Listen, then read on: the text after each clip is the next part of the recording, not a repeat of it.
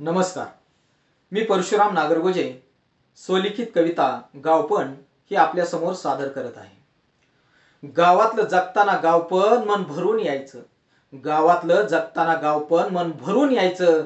गावातली देवळं मोठमोठे बुरुज आणि वाड गावचं वैभव असायचं. गावातली देवळं मोठमोठे बुरुज आणि वाड गावचं वैभव असायचं. बाबळ, लिंब, आंबा, वड, पिंपळ या झाडामध्ये बापजादांचं रूप दिसायचं. बाबळ, लिंब, आंबा, वड, पिंपळ या झाडामध्ये बापजादांचं रूप दिसायचं. तव्हा कुठं माणसाला माणूसपण यायचं. तव्हा कुठं माणसाला माणूसपण यायचं. जनावरात हिंडताना दिवस कसा जायचा कळत नसायचा. जनावरात हिंडताना दिवस कसा जायचा कळत नसायचा. शेळीच्या करडात, गाईच्या वासरात जीव घोटमाळायचा. शेळीच्या करडात, गाईच्या वासरात जीव घोटमाळायचा. एकाएकी वाटलं तर त्यांच्याशीच गप्पा मारायच्या. एकाएकी वाटलं तर त्यांच्याशीच गप्पा मारायच्या. तवा त्याला बी त्या गप्पा कळायच्या. तवा त्याला बी त्या गप्पा कळायच्या. आणि आपल्या हाला हा ते मुक जनावर मिळवायचं. आणि आपल्या हाला हा ते मुक जनावर हा मिळवायचं. तव्हा कुठं माणसाला माणूसपण यायचं. तव्हा कुठं माणसाला माणूसपण यायचं. शेतात गेल्यावर हिरवीगार बाजरी, ज्वारी, गहू बघितल्यावर मन हरकून जायचं. शेतात गेल्यावर हिरवीगार बाजरी, ज्वारी, गहू बघितल्यावर मन हरकून जायचं. दिवसभर त्याला पाणी देताना, खुरपण करताना तोंडातून गवळणीचं भल्लरीचं सूर निघायचं. दिवसभर त्याला पाणी देताना, खुरपण करताना तोंडातून गवळणीचं भल्लरीचं सूर निघायचं. त्या सुरातून काळ्या आईची सेवा करायला बळ मिळायचं. त्या सुरातून काळ्या आईची सेवा करायला बळ मिळायचं. तव्हा कुठं माणसाला माणूसपण यायचं. तव्हा कुठं माणसाला माणूसपण यायचं. चार चौघ गावातल्या पारावर सकाळ संध्याकाळ सवड काढून बसायची. चार चौघ गावातल्या पारावर सकाळ संध्याकाळ सवड काढून बसायची. एकमेकांची सुखदुःख वाटून घ्यायची. एकमेकांची सुखदुःख वाटून घ्यायची. उन्हाळ्यात पोहायला विहिरीवर नदीवर पोरांचं टोळकं निघायचं. उन्हाळ्यात पोहायला विहिरीवर नदीवर पोरांचं टोळकं निघायचं. मनसोक्त पोहून मग चिंचा, पेरू, आंब, जांभळं गोळा करायला ओढ्यानं हिंडायचं.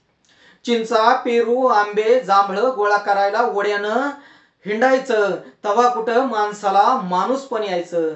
तव्हा कुठं माणसाला माणूसपण यायचं. तिन्ही सांजला गायीची धार काढताना, तिन्ही सांजला गायीची धार काढताना मांजर म्याव म्याव करायची. तिन्ही सांजला गायीची धार काढताना मांजर म्याव म्याव करायची. हळूच जवळ येऊन अंगाला अंग घासून जायची. हळूच जवळ येऊन अंगाला अंग घासून जायची. तव्यावर भाकर भाजत असताना कुत्र्याला चाहूल लागायची. तव्यावर भाकर भाजत असताना कुत्र्याला चाहूल लागायची. दारात उभं राहून ते भाकरीची वाट बघायचं. दारात उभं राहून ते भाकरीची वाट बघायचं. तव्हा आई घासातला घास काढायची. तव्हा आई घासातला घास काढायची आणि त्याच्या पुढे टाकायची. मांजराला जवळ घेऊन निरस दूध पाजायची. मांजराला जवळ घेऊन निरस दूध पाजायची. तव्हा कुठं माणसाला माणूसपण यायचं. तव्हा कुठं माणसाला माणूसपण यायचं. दारातली गंज आणि घरातली कनिंग, दारातली गंज आणि घरातली कनिंग यावर माणसाचं मोठेपण ठरायचं. दारातली गंज आणि घरातली कनिंग यावर माणसाचं मोठेपण ठरायचं. पाहुणा आला तर राहा 15 दिवस आपसूक तोंडातून शब्द बाहेर पडायचं. पाहुणा आला तर राहा 15 दिवस आपसूक तोंडातून शब्द बाहेर पडायचं. पाहुणा राहायचा घरात मिसळून जायचा. पाहुणा राहायचा घरात मिसळून जायचा. जाताना मात्र जीवाला चरका लागायचा. जाताना मात्र जीवाला चरका लागायचा. तव्हा कुठं माणसाला माणूसपण यायचं. तव्हा कुठं माणसाला माणूसपण यायचं. डोंगराकडे बघितलं की तो बापासारखा दिसायचा. डोंगराकडे बघितलं की तो बापासारखा दिसायचा. आणि नदीकडे बघितलं की ती आईसारखी दिसायची.